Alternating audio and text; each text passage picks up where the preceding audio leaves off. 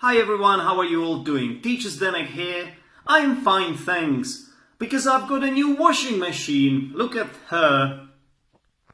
I say her, but I should really say it. Well, anyway, I had to buy a new one because my old one was broken. It wouldn't wash. And I could not sustain it any longer. So it arrived yesterday, and the thing is, I thought a plumber would come to install it for me.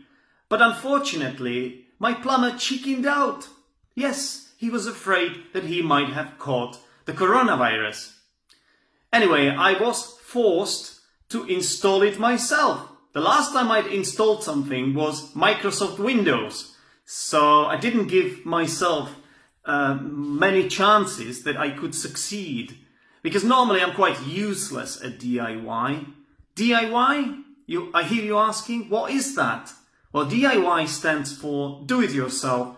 It's the activity or the stuff you do around your house, like building and decorating and repairing things, stuff like that.